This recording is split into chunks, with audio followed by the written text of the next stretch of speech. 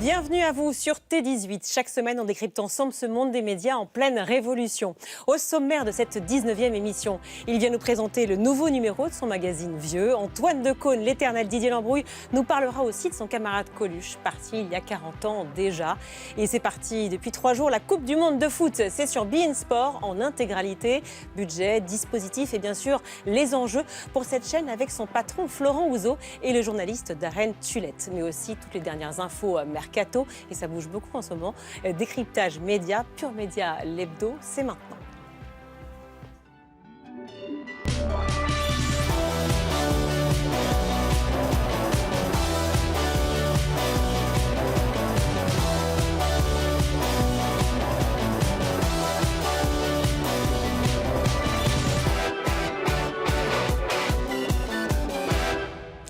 Bienvenue sur T18, mais également sur Pur Média, le site de référence de l'actu des médias. Alors tout au long de l'émission, vous réagissez bien sûr sur les réseaux sociaux avec le hashtag Pur Média l'hebdo.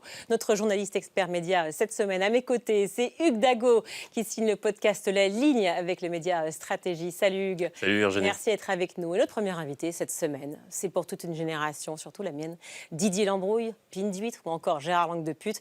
Bienvenue, cher Antoine Langue de Cône. Bonjour, Langue de Cône. Oui, j'adore Langue de Cône, c'est pas mal. Ouais, j'aime bien. Ouais, non, c'est pas mal. Prends. Antoine Decaune, ouais, Langue de Pute. Attention, parce que ça peut revenir assez vite, hein, le Didier, là. Ouais.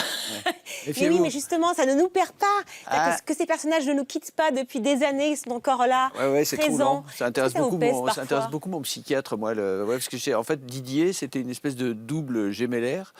Un garçon qui, comme moi, n'avait pas du tout les moyens de sa violence et qui donc s'en prenait toujours plein la gueule.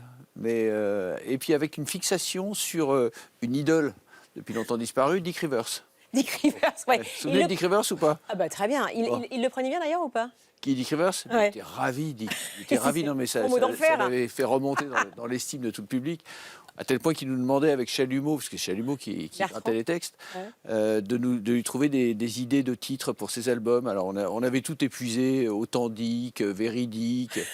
Et un jour j'en pouvais plus, il m'appelle, parce qu'il appelait beaucoup, il me dit... Il appelait beaucoup, oui. J'ai un nouvel album qui sort, t'as pas un titre? J'en pouvais plus, je lui ai dit, écoute, tu l'appelles assez Dick, on n'en parle plus. Il l'a très mal pris, et on est resté brouillé pendant 6 mois. C'est dit. Encore beaucoup rire. On est au milieu des années 90. Pourquoi ça reste si iconique finalement, tous ces personnages? J'en ai pas la moindre idée, parce qu'évidemment c'était une émission quotidienne, donc on se posait pas la question de savoir si on allait s'en souvenir 10 ans plus tard ou 20 ans plus tard. Je pense que c'était avant Internet. C'est un point important quand même. Ça pourrait pas marcher aujourd'hui? Difficilement,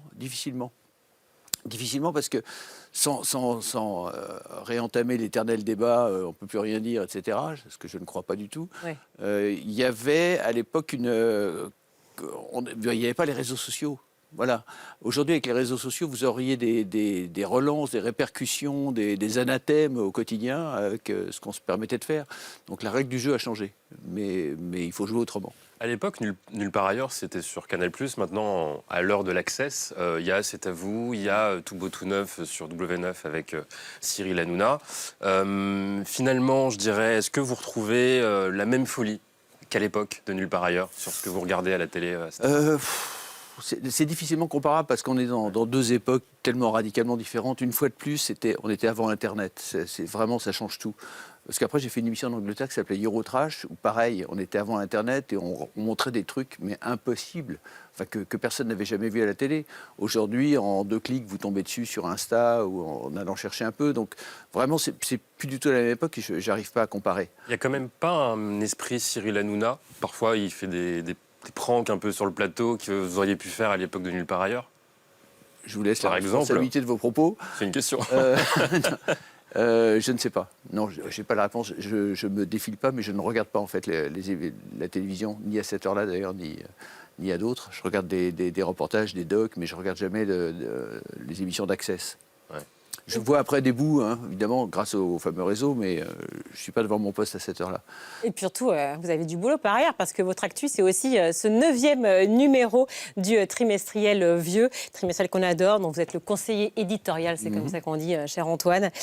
Vous fêtez, donc, je crois que les 2 ans du journal, même si je compte bien, ça fait un peu plus, mais c'est quoi? C'est un anti-notre temps? C'est un anti-schnock?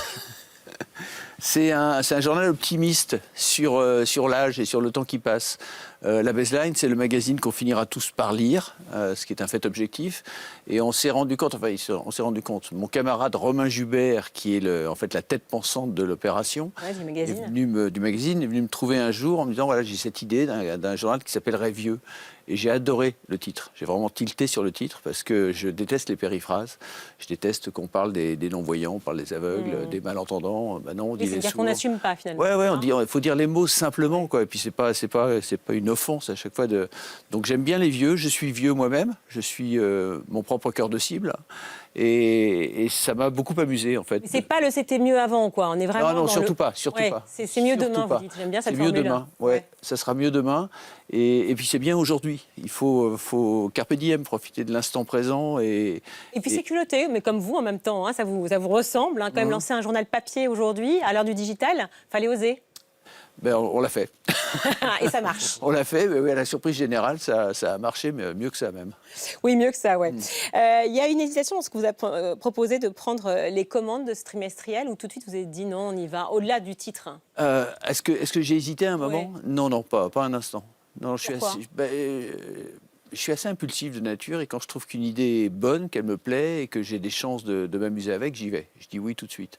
Et puis c'était un pari assez étrange en fait, parce que j'ai travaillé pour la presse, hein, pour plein de journaux au fil des ans, mais là, créer ex nihilo un canard sur un terrain sur lequel on ne savait pas où on mettait les pieds en fait. Parce que oui, effectivement, il y a déjà des journaux pour les vieux, mais on ne voulait surtout pas ça, nous. On voulait un journal pour toute la génération de gens à laquelle j'appartiens, qui ont grandi en écoutant plutôt les Stones que Tino Rossi. Après avoir été l'idole des jeunes, vous devenez l'idole des vieux. L'idole des vieux, l'important c'est que je reste une idole jusqu'à la fin de mes jours. Ouais, c'est ça, en fait, ce qui compte. Mon seul objectif dans la vie, c'est une baseline, c'est parfait. 9e numéro, donc, numéro d'été, avec 40 pages, je monte encore la couve, hein, sur le sport. Regardez cette couve magnifique, avec Dutronc, dont on va parler dans quelques minutes. 72% des plus de 55 ans pratiquent une activité physique chaque semaine. Chiffres, j'avoue, qui nous ont un peu surpris. Vous faites donc partie des 2/3, mon cher Antoine.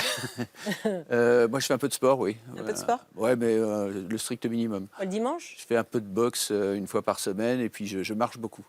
Mais j'ai hélas laissé tomber la pratique du vélo, non, parce que le vélo, j'en ai fait longtemps, mais c'est trop exigeant. Il faut rouler trop longtemps pour que ça reste le plaisir que c'est. Donc, la réalité d'Antoine Decaune face au sport, je pense qu'il y en a une qui en parle le mieux, c'est votre épouse, Daphné Roulier. Écoutez.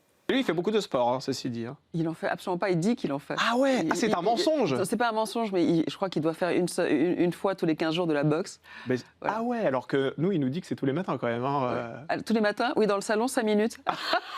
Menteur, Antoine Decaune. Dans le salon, 5 minutes. Bah oui, dans le salon, je fais des exercices le matin pendant que madame dort, parce qu'elle fait, fait la grasse matinée. Voilà. Bien sûr. Je fais des pompes, je fais des assouplissements. Non, je me bouge. C'est une totale escroquerie, votre histoire, en fait. Vous incarnez soi-disant les vieux, vous êtes tous aux vieux, vous êtes en pleine forme. Daphné qui parle de sport, on aura tout vu. Hein. C'est vrai, oh là là. Oh, non, pas du tout. Pas du tout. Elle marche un petit peu, mais elle me fait marcher surtout. Peut-être du walking football, mais on va en parler. Ah oui. Ah, ça j'adore. Évidemment. Évidemment. Antoine, on continue à feuilleter le 9e numéro de Vieux, donc ce magazine. Vous êtes allé en Corse rencontrer Jacques Dutronc, et au-delà du talent, c'est un homme qui vous a touché longtemps, beaucoup. Pourquoi cette interview qui est vraiment particulièrement sensible? Parce que j'ai toujours aimé Dutronc. Voilà, depuis d'aussi loin que je me souvienne. Je me souviens de tous ces titres de l'époque, les Moi et moi et moi, Mini, Mini, Mini, il est 5 heures, Paris s'éveille. J'adorais ça parce que c'était, pour moi, avec Nino Ferrer à l'époque, et en fait très peu de monde dans ces années 60, à la fin des années 60, qui faisait du rock en fait. Quand vous réécoutez aujourd'hui Dutronc, les morceaux, c'est une production très, très anglaise. Ça pourrait être un groupe de rock de l'époque, et puis avec ses textes géniaux, irrésistibles de Lanzmann. Donc j'ai toujours aimé Dutronc, j'ai toujours aimé son attitude. Je l'ai adoré quand il a fait du cinéma, quand il a fait Van Gogh, notamment, parmi d'autres. Je trouvais que c'était un acteur magnifique. Et j'ai toujours eu beaucoup de tendresse pour cet homme-là. Je me sens proche de lui et j'étais ravi d'aller le retrouver au sommet de sa montagne. Effectivement, en Corse, près de Calvi, près de Lumio, très exactement. On parle évidemment de tout dans Vieux, on vient de le dire. Effectivement, on parle de sport, c'est la couve. On parle de Jacques Dutronc et de sa grande carrière, mais aussi de sujets extrêmement sérieux. Il s'agit de ça aussi sur ce magazine. C'est sur la fin de vie, ça nous a beaucoup touchés, et sur les aidants, avec la psychologue Marie de Wenzel. On parle de soins palliatifs. On parle aussi évidemment de loi sur la fin de vie. C'est un sujet aussi qui vous touche Oui, évidemment. Quand on est vieux, de toute façon, on se rapproche de plus en plus de la fin de vie. Donc c'est une question qu'il faut se poser. Surtout moi, je suis un ardent défenseur du droit à choisir dignement sa mort. Voilà. Je dirais pas que je milite pour ça, mais c'est une. Depuis toujours, vous en parlez ? Ouais, depuis toujours. J'ai la première femme de mon père, Benoît de Groult, avait une grande féministe devant l'Éternel, avait écrit un très beau livre sur le tard qui s'appelait La touche étoile, où elle expliquait qu'en fait, il y a un moment où c'est toi qui décides ce que tu as envie de faire, comment tu as envie de partir, et si tu as envie de partir, et personne ne doit décider à votre place. Donc, c'est un sujet qui m'a toujours, et j'en parlais encore il n'y a pas longtemps avec mes deux sœurs aînées, qui seront bientôt centenaires, et on parlait de ça, du moment où on peut faire le choix de... Et elles sont à l'aise avec ça aussi ? Ah ouais. On est tous très à l'aise avec ça, ouais. Vous serez là pour militer jusqu'au bout. C'est en pleine discussion encore en ce moment. Ah ouais, jusqu'au bout, c'est le cas de le dire. Antoine, vous êtes aussi sur les réseaux sociaux, 600 000 abonnés sur Twitter, 360 000 sur Insta, et vous le constatez donc, les vieux ont la cote, et c'est notre fait média du jour. Merci pour le jingle. Vous avez collé, cher Hugues, à tout va. Et les vieux, sont cités superstars sur les réseaux sociaux. Ouais, c'est clair. En fait, c'est simple. On a deux grandes catégories. J'identifie deux grandes catégories. La première, ce sont tous ces anonymes qui sont devenus de vrais phénomènes sur Internet. Je vous propose de commencer par un duo que vous connaissez peut-être, vous allez nous dire, Antoine. C'est Mel et Fernande. Mel, c'est pour Mélissa, elle a 23 ans. Fernande, c'est son arrière-grand-mère. Elle va fêter ses 102 ans cette année. Et en fait, si vous voulez, Mélissa, elle ne voulait pas voir son arrière-grand-mère finir sa vie en EHPAD. Alors, elle a eu une solution. Elle s'est dit, on va habiter ensemble et on va montrer notre quotidien sur les réseaux à nos 2 millions d'abonnés désormais. Je vous propose de regarder. Ça, c'est bon. Ça va te faire du bien. Ouais. Ah ouais, parce que j'ai plus de Et voix. avant de te coucher, une bonne cuillère de sirop. Une bonne cœur de sirop. Tu te couvres bien. Ouais. Voilà. Il faut bien te couvrir. Les conseils de mamie, c'est les meilleurs. Mel était à gauche, là, c'est ça? Mel est à gauche, vous avez deviné, celle qui a 23 ans. Vous les connaissiez? Non, je ne les connaissais pas, non. Mais vous voyez, par exemple, on parlait de Daphné, mon épouse qui est grecque. En Grèce, ça se pratique, ça. C'est dans la culture. C'est-à-dire, on garde les vieux chez soi et on les accompagne jusqu'au bout, au lieu de les caser dans des mouroirs. Vous auriez aimé le faire aussi avec vos Oui, là, ils sont partis un peu trop tôt. Mais... Rock'n'roll, Georges Decaune, à la maison jusqu'au bout. Pardon? Georges Decaune jusqu'au bout à la maison, c'est Ah ben non, parce qu'il vivait sa vie, il avait sa femme. Non, il n'avait pas besoin de moi. En tout cas, vous verrez Antoine, parce qu'on parlait des aidants juste avant, mais Mélissa, elle insiste beaucoup justement sur le rôle des aidants et donc elle le démontre chaque jour quasiment sur les réseaux. Il y a un autre phénomène dans cette catégorie. Vous les connaissez, là cette fois-ci Antoine, c'est les pipelettes. Les pipelettes, elles sont pétillantes, elles sont cash, elles ont plus de 70 ans. Elles ont un podcast dans lequel elles reçoivent un invité et puis elles parlent de tout. Bon, quand même, souvent de sexe, on va pas se mentir. Ah oui, c'est celui qui compte. Et il n'y a pas si longtemps, vous étiez chez les pipelettes. Ouais, pour parler de sexe. Pour parler de sexe notamment. Justement, je vous propose de regarder, on a un extrait. Mais c'est quoi la petite histoire du moment là? Je parle de sexe, voilà. C'est ça, pour eux c'est rock. Mais c'est pas rock, c'est la vie, c'est l'amour, c'est tout ce qu'il y a de plus beau sur le monde, dans la terre, qu'on peut partager avec quelqu'un. C'est inouï, quoi. Pour moi, c'est la plus belle chose qui existe. C'était comment les pipelettes? Ah ouais, j'en suis encore tout excité. Elles étaient déchaînées, super marrantes et puis libres, avec une parole libre.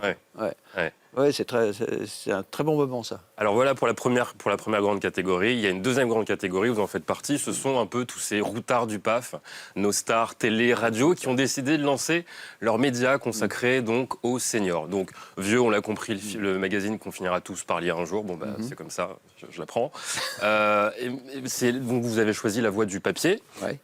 D'autres que vous connaissez, notamment Maïtena Birabin, bien. Elle a choisi, votre ancienne collègue à Canal, elle a choisi de passer par la vidéo avec Mesdames, avec son binôme Alexandra Kruk. Elles ont lancé ce Pure Player vidéo qui est consacré donc aux femmes de plus de 45 ans. Et en fait, on y parle de ménopause, de désir, de santé, d'argent aussi et de carrière. Citons également Laura Adler. Laura Adler qui a lancé sa chaîne YouTube qui s'appelle Télévioc pour lutter contre l'invisibilité des vieux.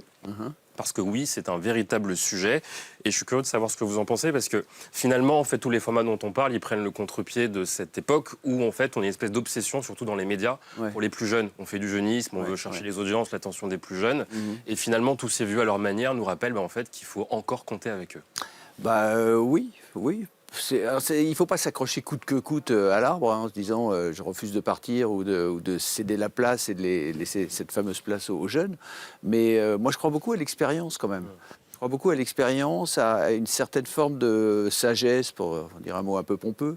Mais en tous les cas, on a appris des choses en faisant tout ça. On a une certaine expérience, on a une certaine distance aussi. On est moins dans cette nécessité de prouver aux autres qu'on existe, qu'on est là, qu'on est indispensable. Une parole plus libre aussi. Oui, la parole beaucoup plus libre. J'avais plus rien à taper, moi. Est-ce que vous aviez déjà quelque chose à taper à 20 ans Je tapais les autres avant. Quand j'étais Didier. Et il y a un autre magazine aussi qui vient de sortir qui s'appelle 20 ans plus tard. Qui est très très bon. Exact. Il vient juste de sortir là, ces jours-ci. Il y a une filière. Ça parle de quoi alors ça parle, pareil, pour les femmes, 20 ans plus tard, qui ont 45, 50 ans aujourd'hui, un magazine féminin et le monde dans lequel elles sont et la place qu'elles occupent. C'est des vrais sujets, quoi. C'est des vrais sujets. Avant, on mettait les vieux sur le côté, on les rangeait comme ça dans les placards, en disant c'est bon, merci, tu as rendu service à la nation.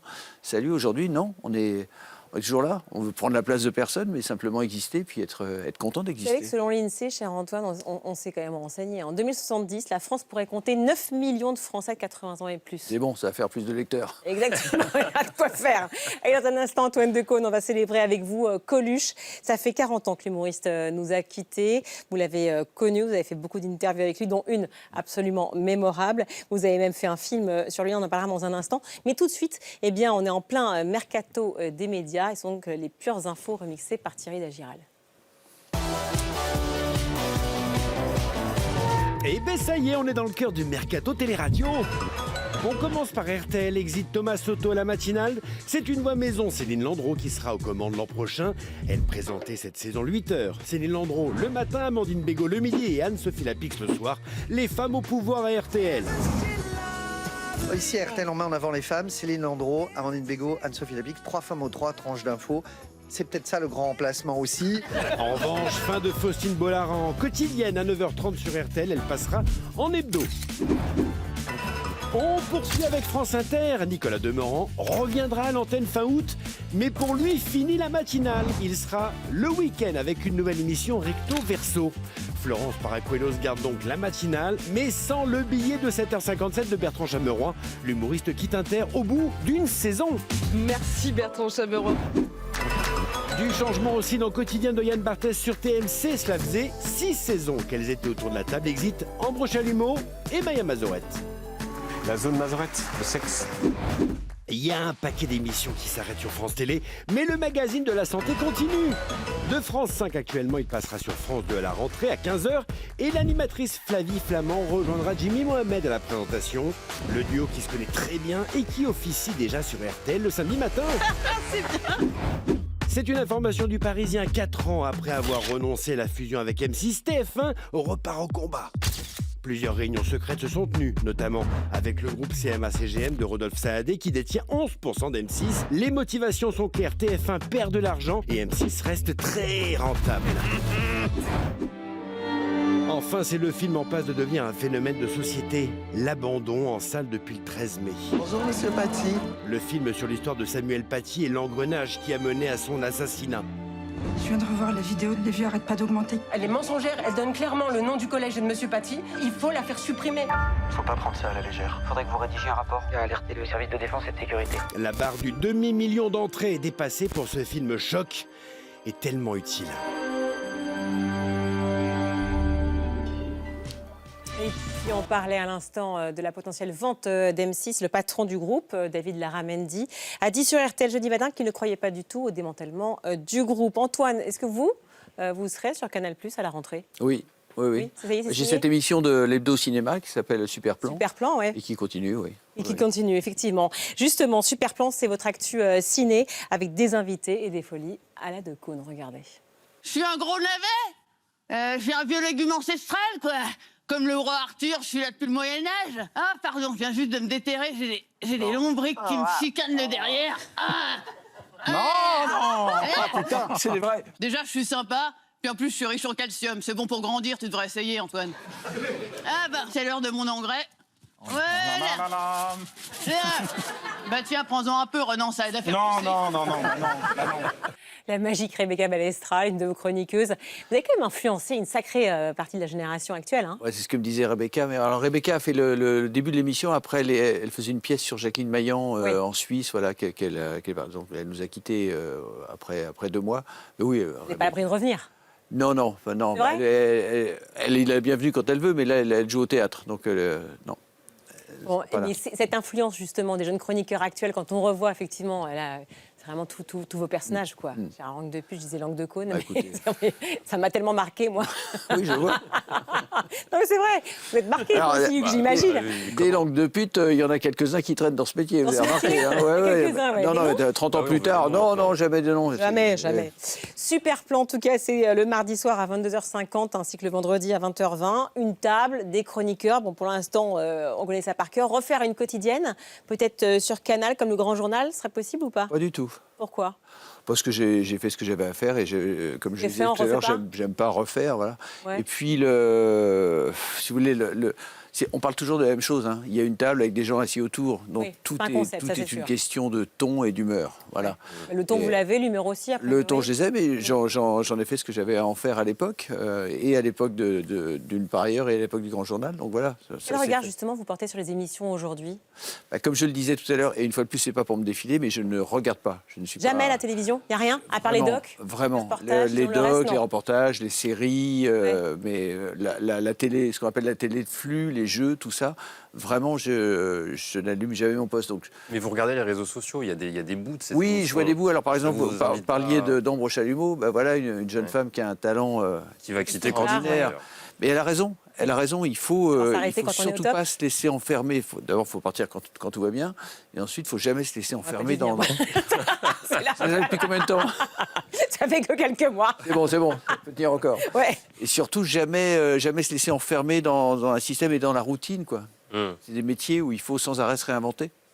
Les figures comiques, on en parlait évidemment en début d'émission. 19 juin 86, mort tragique, c'était donc il y a 40 ans, de Coluche qui meurt en moto dans les Alpes-Maritimes. Coluche, le comique préféré des Français, je pense encore aujourd'hui, et celui qui osa aussi se présenter en 1981 avant de sortir quelques mois plus tard.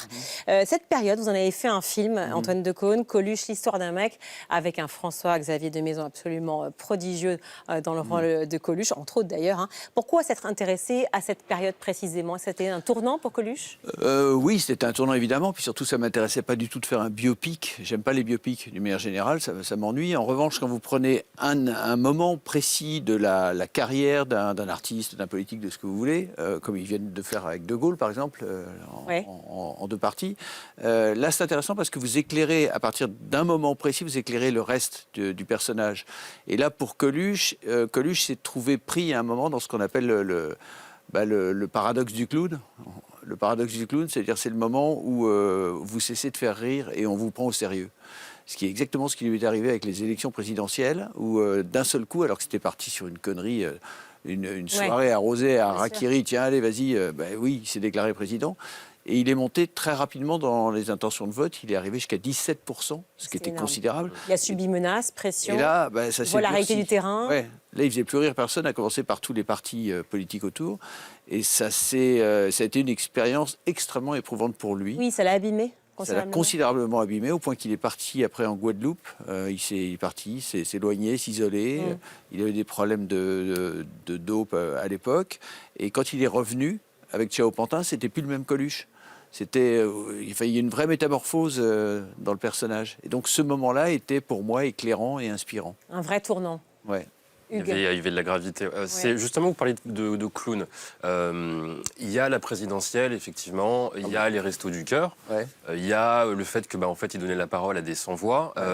Il y a un côté clown iconoclaste, voilà, qui casse les codes. Est-ce que c'est ça, cet aspect-là de la personnalité qui vous a plu? Oui, ce que j'adorais chez Coluche, c'était le fou du roi, quoi. Le fou du roi, il dit au roi ses 4 vérités.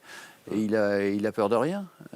Oui. C'était un personnage façon comédien dell'arte, c'est-à-dire qu'il était sans limite, il était provocant, il était ironique, sarcastique, enfin, il s'autorisait tout, Coluche, et avec cette drôlerie extraordinaire. À l'époque, il y avait 2 grands humoristes en France, il y avait Coluche et il y avait Desproges. Moi, à l'époque, j'avais une petite préférence quand même pour Desproges, parce que Desproges était un styliste hors pair. D'ailleurs, on pouvait relire encore des textes de Desproges d'aujourd'hui. Très actuel. Croyez-moi, ça n'a pas bougé. Mais c'était génial d'avoir les deux, quoi. Et puis autre chose qui vous plaisait énormément chez Coluche, c'est qu'il était fan de rock. Ah bah oui. Séquence incroyable. 1983 pour Ouba Ouba, c'est dans Les Enfants du rock. Sur Antenne 2, vous l'interviewez, ça donne ça. J'ai juste la dernière question, je veux savoir ce que c'était que ce truc à l'antenne. C'est un peu de... si tu veux, c'est comme l'équivalent des herbes de Provence, tu vois, par exemple. À quoi ça servirait qu'ils se décarcassent du croc, par exemple, si on les fumait pas? Et ben là, c'est un petit peu la même chose.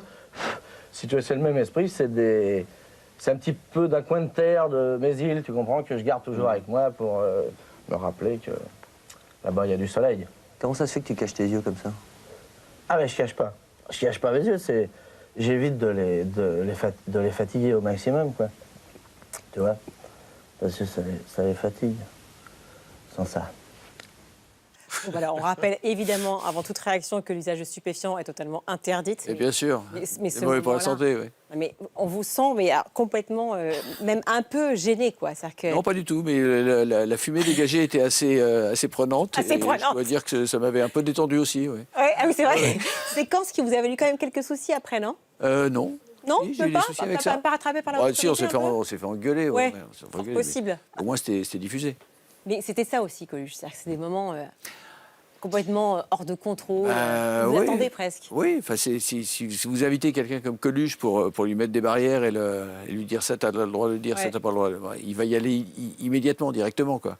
3 réflexions de Coluche, est-ce que vous êtes d'accord ou pas, rapidement? Il n'y a rien de pire que d'avoir 20 ans et des idées, tout le monde les trouve mauvaises. C'est pas faux. C'est pas faux. De tous ceux qui n'ont rien à dire, les plus agréables sont ceux qui se taisent. Je suis entièrement d'accord aussi. Petit message pour les médias. Il n'est pas couramment... C'est pas si répandu que ça. Autre citation. C'est joli le progrès. Demain, quand on offrira un livre à un gamin, il le tournera dans tous les sens pour savoir où il faut mettre les piles. On n'en est pas très loin. Ouais. Non? Franchement, ouais. Ah oui, on est proche. Allez, vous réagissez sur le hashtag Pure Média l'hebdo. Antoine Decaune, vous restez avec nous, je l'espère. On va parler foot, partez pas. Vous l'espérez, parce qu'il y a une possibilité que je ne reste pas avec vous. Donc. Parce que oui, c'est vrai. Non, mais on parle foot. Ah bah si. C'est quand même. C'est ça. Allez, avec la Coupe du Monde qui vient de débuter, le patron de beIN Sport va nous rejoindre, Florent Ouzo, ainsi que le journaliste Darren Tulette dans quelques instants. Antoine, quand va jouer l'équipe de France? Vous savez ça au moins ou pas? Mardi soir, je crois, contre le Sénégal. Ouais, on est bien dimanche midi, là oui, dans 2 jours, c'est ça. Et il est bon. Et le mondial, c'est sur M6, mais aussi sur beIN Sport. Regardez. Avec vous, on a retrouvé l'espoir. C'était une belle histoire quand même. On a connu la gloire. Et on a failli y croire. Malheureusement, il a manqué un petit quelque chose. L'équipe de France sort la tête haute parce qu'on a tout donné. Les champions du monde! Si Coco, merci avec Adidas. C'est cruel, mais il faut malheureusement l'accepter. Alors, heureusement pour la prochaine, nous serons avec vous. Et voilà, Antoine, je vous présente Florent Ouzo. Bonjour Florent. Vous êtes le patron de beIN Sport, merci d'être avec nous. Et Darren Tulette, vous connaissez déjà forcément. Légende. Qui ne connaît pas Darren Tulette? Eh bien, merci d'avoir pensé à moi. Là. C'est pour vous. On va faire une version anglaise. On va appeler ça Old. Vous avez votre carte déjà. Vous avez la chemise, le look et tout, la totale. Vous êtes venu vraiment on the top. On est comme on est, qu'est-ce que vous voulez? On se pas nier mon héritage. Quel héritage vous avez? Roast beef, 100%. Parfait. Un peu saignant. On accueille Philippe Bally, également économiste des médias qui est sur l'émission. Je suis perdue, moi. beIN Sport diffuse l'intégralité des 104 matchs de la Coupe du Monde. 54 pour M6, mais sur la 6, c'est gratos. Alors que sur beIN, on paye 15 € par mois. Quel est l'intérêt d'aller chez beIN Sport, du coup ? C'est l'intégralité, c'est les 104 matchs. C'est le talent de nos commentateurs et de nos consultants, l'expertise. Et puis c'est une compétition, la Coupe du Monde, qu'on diffuse depuis 2014. Ça va être notre 4e Coupe du Monde. On est la chaîne des grands événements de football depuis 2012. Et il n'y a pas que le football, c'est aussi pour ça que les gens s'abonnent. Il y a énormément de droits tout au long de la saison. Oui, et plein d'émissions, effectivement, et des talents qu'on reconnaît aujourd'hui avec notamment Darren Tuet. Tout se passe chez vous, c'est The Place to Be In pour les initiés. Ça coûte combien, effectivement, de racheter les droits ? Ça coûte beaucoup d'argent. Non, les chiffres d'acquisition de droits sont des confidentiels. Mais ce qui est important... Quoi et quoi ? C'est des millions, c'est des dizaines, parfois des centaines de millions sur la saison. Ce qui compte, c'est de dire que depuis 5 ans, la chaîne devient rentable. Et donc, ce qui compte pour nous, c'est d'acheter les droits au meilleur prix. C'est aussi ça le succès de beIN depuis 2012. C'est d'acheter des droits et d'avoir une politique d'acquisition raisonnable qui permet à beIN de s'installer dans la durée. On est là depuis 2012 et surtout d'être bénéficiaire depuis 5 ans. C'est l'objectif et on y arrive et on réussit à le faire. Et cette fois, par contre, Ligue 1 Plus a essayé de vous challenger en reprenant les droits, en essayant de passer avant vous. Ça a été disputé, un peu chaud, dans une ambiance un peu volcanique. Qu'est-ce qui a fait qu'à la fin, ça a été beIN? Plus d'argent, d'autres circuits, d'autres motifs? Déjà, comme je le disais à l'instant à Virginie, c'est l'ADN de beIN de diffuser ces compétitions depuis 2014. C'est notre 4e. C'est l'ADN de beIN Sport de diffuser des grandes compétitions de football, mais pas que, pour offrir à nos abonnés un spectacle tout au long de la saison. Pour en revenir maintenant à cette fameuse polémique, moi je retiendrai seulement les déclarations de la FIFA qui à un moment donné a déclaré qu'il n'y avait pas eu de contrat signé avec Ligue 1 Plus et que les discussions avec beIN ont été entamées avec la FIFA depuis 2012, puisque notre président, qui est Youssef Alobadli de beIN France, depuis la création de la chaîne, est évidemment en contact avec la FIFA pour l'ensemble des chaînes, à la fois en France, mais beIN fait partie d'un groupe qui est présent dans 40 pays, et on a également aussi les droits de cette compétition à l'étranger. Une énorme fierté aussi pour vous, Darren, pardon, de en train de boire un petit coup, mais... J'avais demandé un gin tonic, mais je ne savais pas que vous alliez en mettre autant de gin. Évidemment, à boire avec modération. Oui. Non, mais une fierté pour vous, effectivement, d'être sur la chaîne? Oui, bien sûr. Moi, je suis là depuis le début. Avec Marie Patrux, on a dit les premiers mots de la chaîne. Et Antoine, tu sais ce que c'est d'être au début d'une aventure. C'est toujours très excitant. Donc, en 2012, c'était quand même, en quelque sorte, on était ensemble, un pari. Parce qu'on a vu depuis pas mal de chaînes, surtout pour le foot, qui sont arrivées, qui ont disparu très rapidement. Donc, nous, on est heureux d'être là encore au début presque d'une 15e saison. Et pour moi, ce sera 4e Coupe du Monde avec beIN Sport et 8e. Il y en aura une 5e parce qu'on a déjà acquis les droits de la prochaine, qui est la Coupe du Monde en 2030. Et oui, effectivement. Donc voilà, c'est peut-être aussi un peu la différence. C'est-à-dire que quand on a acheté cette Coupe du Monde, on a acheté 2026, mais également 2030. La Coupe du Monde sur M6 et sur beIN Sport. Donc première fois que ce n'est pas sur TF1. Voilà ce que disait le patron de l'info, Thierry Tulier, il y a 2 semaines, ici sur ce plateau.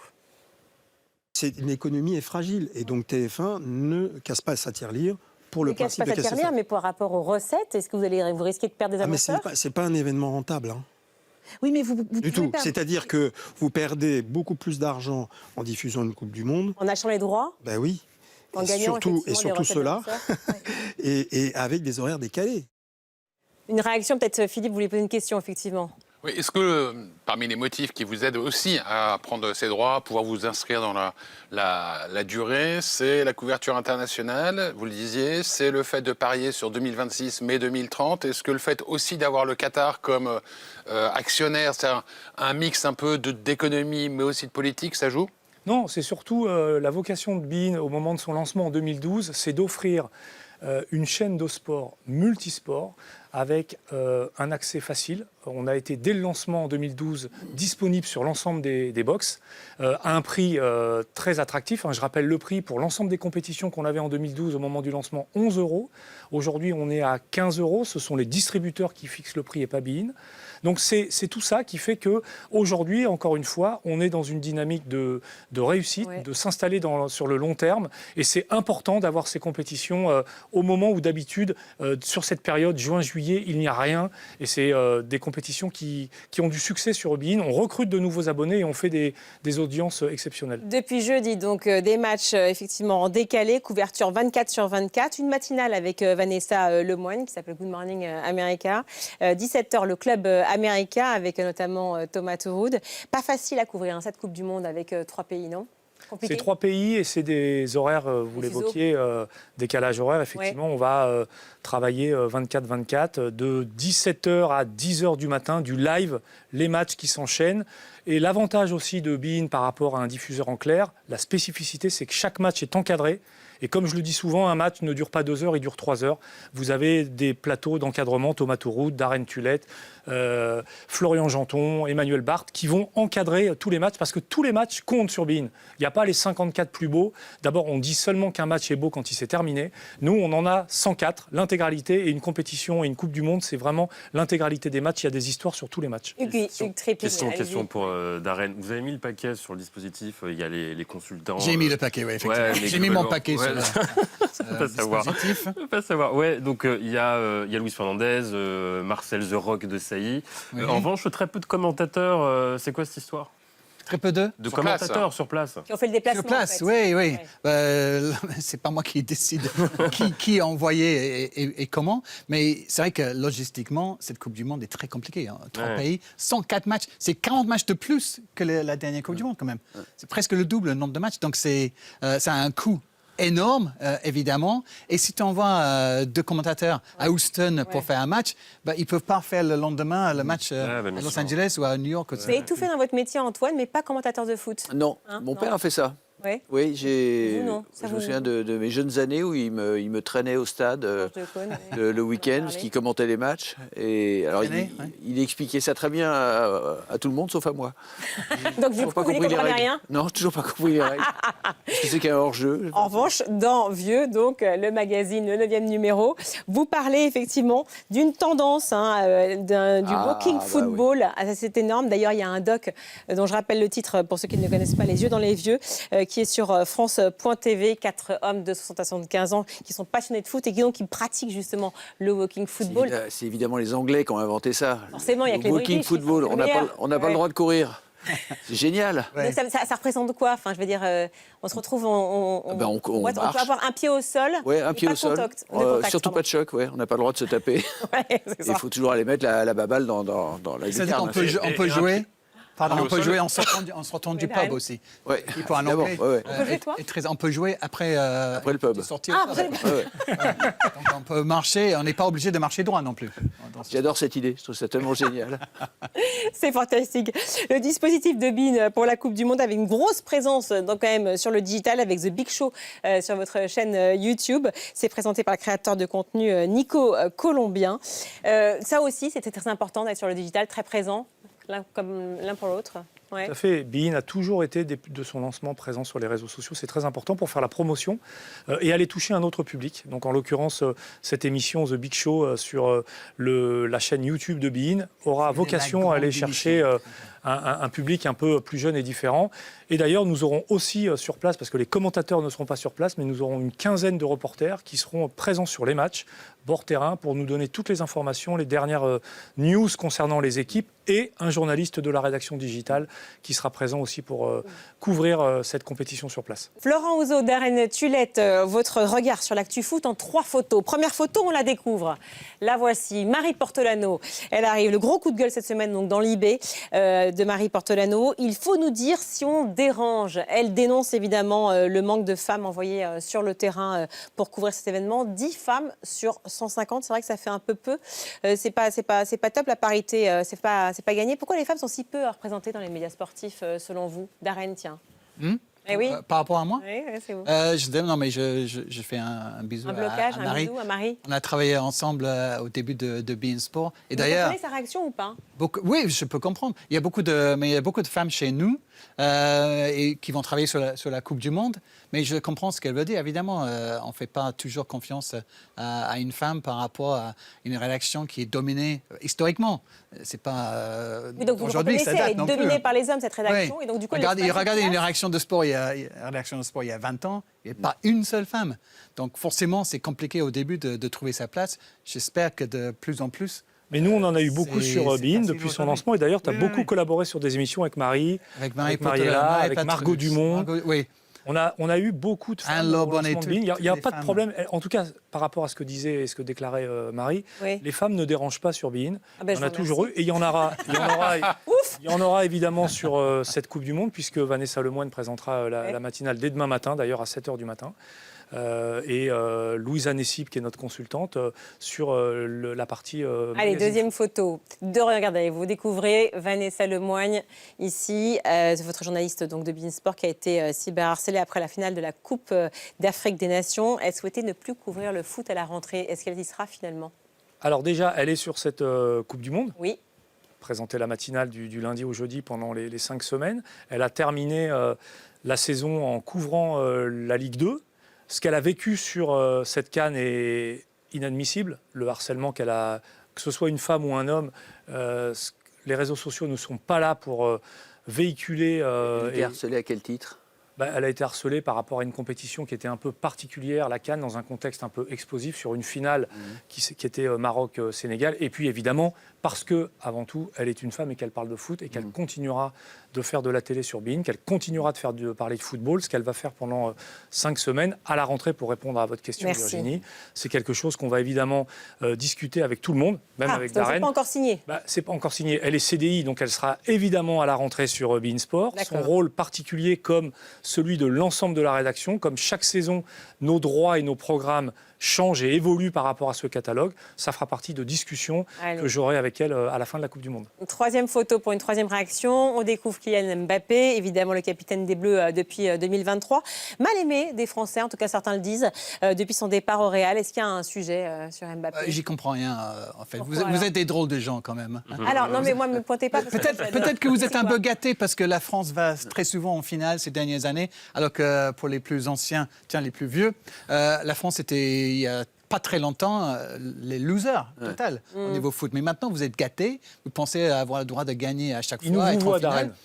Et donc maintenant, vous êtes moins français. Maintenant, il n'a marqué qu'une 50aine de buts cette saison, ce n'est pas assez. Il n'a pas tout gagné, il n'a pas tout raflé. Et donc, vous trouvez des choses à dire par rapport à Kylian Mbappé. Il serait anglais, il aurait déjà sa statue devant Wembley. Est-ce qu'on n'est pas trop riche, pour garder le truc? Il a 27 ans. Terrible. Est-ce qu'il n'est pas déjà poussé par des petits jeunes, des Olysée, des Cherki, etc. Non, mais vous avez la chance d'avoir un effectif hyper talentueux avec plein de joueurs offensivement, effectivement, qui seraient dans n'importe quelle sélection. Mais je suis certain que lui, il va battre le record de Giroud à la Coupe du Monde. Il va vous emmener très, très loin. Peut-être jusqu'à un nouveau titre. En gros, Darren, il est en train de dire que la France... Je suis fan de Kylian Mbappé, moi. Allez, on continue notre émission Pure Média L'Hebdo avec l'œil de Philippe Bailly.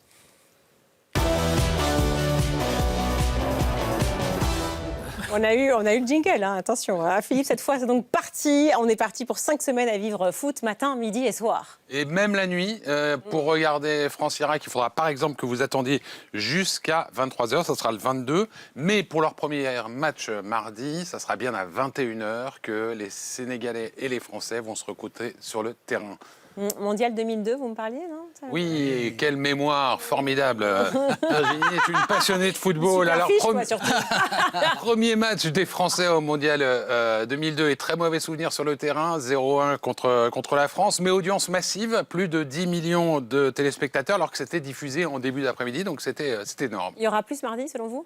C'est plausible, en tout cas, on ne peut pas l'écarter. D'abord, il y a beIN et M6 qui codiffuseront le match. Et puis, si on regarde ces dernières semaines, plus de 9 millions pour la finale du PSG contre Arsenal, plus de 5 millions pour 2 matchs amicaux de l'équipe de France, Côte d'Ivoire et Irlande du Nord, c'était quand même pas le top. Donc oui, c'est pas exclu qu'on soit à plus de 10 millions. Et le foot, c'est gagnant à tous les coups pour une chaîne de télévision ou pas? Alors, à l'international, à peu près, sur des matchs amicaux de l'équipe de France, vous êtes à 4,5 millions, 5 millions, des matchs sans enjeu. Dès qu'il y en a un peu d'enjeu, on est à 6-7 millions. Et puis, ça peut monter jusqu'à 24 millions. Ça, c'était la finale France-Argentine de 2022. Là, ce sont les chaînes gratuites dont vous parlez? Oui, mais même quand on regarde cette saison, les scores de Canal pendant les soirs de Ligue des Champions, ça tutoyait les audiences des primes de TF1, M6, France 3. Quand je dis tutoyer, c'était même parfois ça les dominait. Mais en fait, quand on parle de chaînes payantes, on est plutôt orienté sur les abonnés. Alors, ça me permet de me retourner vers Florent Houzeau et Daniel Thuet. Vous avez gagné 500 000... La reine. Mais Daniel, c'est pas mal. Je vous en prie, Jean-Michel. Aujourd'hui. Je vous en prie, Daniel, bravo. Vous avez gagné 500 000 abonnés en 2022. L'objectif, cette fois, c'est quoi? Encore mieux? Il n'y a jamais d'objectif chiffré. Je ne suis pas Madame Soleil, je ne vais pas lire. C'est ce que vous avez dit, en tout cas, en 2022, plus 500 000. A posteriori, c'était un constat. En tout cas, ces compétitions-là, c'est aussi pour ça qu'elles sont importantes pour beIN, c'est d'aller conquérir de nouveaux abonnés. L'intégralité. Et ensuite, le travail, c'est d'essayer de les garder. Et c'est aussi pour ça que cette compétition Coupe du Monde, qui coûte très cher et qui, en tant que telle, comme événement, n'est pas rentable, mais dans une grille globale et dans une stratégie globale d'une chaîne de sport comme beIN, est intéressante. On va aller chercher de nouveaux abonnés. Donc, et on va essayer de les garder. Au moins 500 000 ? Honnêtement, je n'ai pas envie de faire de pronostics parce que ça n'a pas de sens. En tout cas, ce sont toujours des événements qui nous permettent de progresser. La dernière Coupe du Monde en 2018 en Russie nous avait permis de passer le cap des 4 millions d'abonnés. La première, le cap des 2 millions en 2014. Donc à chaque fois, c'est un événement qui permet de passer un cap d'audience, de notoriété, de satisfaction de Antoine m'a dit qu'il va s'abonner pour la Coupe du Monde, par exemple. Vous allez le faire ou pas? Évidemment. Non mais franchement. Ouais, tout m'intéresse. Non, je pensais que la Coupe du Monde avait déjà démarré, en fait. Le PSG, Arsenal. Vous pensez que c'était la Coupe du Monde? Je suis un expert. Il suit très bien le foot tout à l'heure. Il me disait qu'il pense que l'Italie va aller loin dans cette Coupe. Ouais, ah oui. Très très loin, je pense. Une très bonne équipe. Moi, je me range au côté d'Antoine de toute façon. Encore une petite question quand même d'actu. La pause fraîcheur imposée donc par les États-Unis pour faire une coupure pub. Vous allez en faire quoi sur beIN? On va passer une petite pub. Mais surtout, de toute manière, nous, en tant que diffuseurs, on est évidemment obligés de s'adapter au règlement des compétitions. Et en tout cas, cette pause fraîcheur qui arrive pour la première fois va évidemment augmenter la durée des matchs. En général, on disait qu'un match, c'est moins de 2 heures. Là, ça va être 2h05, 2h10. Parce que d'ailleurs, si vous vous souvenez, à la précédente Coupe du Monde au Qatar en 2022, il y avait parfois des temps additionnels qui dépassaient les 15 minutes. Oui, pour avoir un vrai temps effectif. Question pour vous, Florent Houzeau, à nouveau. Bon, vous diffusez la Ligue 2, mais là, pour la Ligue 1, vous y comprenez quelque chose là? Qu'est-ce qui va se passer pour Ligue 1+? Ça va distribuer, pas Alors distribuer? déjà, c'est pas la Ligue 2 qu'on va diffuser, c'est la Ligue 1+. La Ligue 1 bis, pardon, la Ligue 1 bis. Pas pareil. Parce que quand on voit les équipes qu'on va avoir la saison prochaine en Ligue 2... Un petit cours, s'il vous plaît, pour les deux numéros. Saint-Étienne, que des clubs historiques du championnat de France de D1, si on veut, à l'époque. Saint-Étienne, Nantes, Montpellier, Reims, Metz, Sochaux. Donc c'est une très très belle Ligue 2 qu'on va diffuser. Non, Lens, ils ont gagné la Coupe de France. J'aime beaucoup l'équipe de Lens. La question, c'était pas la vitrine, c'était la Ligue 1. Parce que bon, voilà, est-ce que vous, en tant que... La Ligue 1, on a diffusé pendant 2 saisons le match du samedi 17h. Malheureusement, dans un partenariat, il faut que les deux soient satisfaits du partenariat. Vous avez bien compris, en lisant un peu toute cette actualité depuis 1 ou 2 saisons, et notamment depuis le lancement de Ligue 1+, l'été dernier, que ce partenariat n'était pas acceptable pour nous. On a donc décidé d'arrêter de diffuser le match de Ligue 1 qui nous coûtait très cher. Il coûtait plus de 80 millions d'euros. Allez, on continue. Merci beaucoup. En tout cas, chaque semaine, dans Pure Média Hebdo, nos conseils sur ce qu'il ne faut surtout pas rater cette semaine. Et ce sont les Pure Recos signés Thierry Dagiral. 3 recos cette semaine et pas une de plus. D'abord, le retour de la saga d'été de TF1 Zodiac, 22 ans après la première qui avait captivé des millions de téléspectateurs. J'ai failli devenir dingue en traquant le Zodiac. Une suite très attendue avec le retour du commissaire Anton Keller, alias Francis Huster. 20 ans plus tard, les crimes refont surface dans le sud de la France. Vous pensez vraiment que ce tueur serait de retour? Ça fait plus de 20 ans qu'il a disparu. Le vieux commissaire devra collaborer avec une nouvelle génération d'enquêteurs. Zodiac, le retour, c'est dès jeudi soir sur TF1. Vendredi soir prochain, le 19 sur Netflix, Oasis, nouvelle série espagnole qui se passe dans un grand hôtel entre plages privées et fêtes très sélectes. Une disparition mystérieuse et le décor se transforme en huis clos où chacun devient suspect. Nous vous avons réunis ici parce qu'on nous a signalé qu'une employée de l'hôtel avait disparu dans la nuit. Personne n'est autorisé à entrer ou à sortir du resort durant les prochaines heures. C'est entre Elite et White Lotus et c'est à découvrir dans 5 jours sur Netflix. Enfin, ils sont déjà sur le pont. Arrivée des équipes, des supporters, immersion dans les stades, histoire des joueurs, enjeux stratégiques des rencontres. La Coupe du Monde est à suivre sur Brut, avec Brut Afrique et Brut USA. L'enjeu, c'est l'immersion. C'est plutôt d'aller chercher, capter les belles histoires qu'il y a autour, de capter la ferveur populaire. C'est ça qu'on va essayer de faire vivre durant toute cette compétition. Brut également au cœur des Bleus, et notamment avant le premier match face au Sénégal mardi soir. Brut, c'est sur Internet et sur les réseaux sociaux.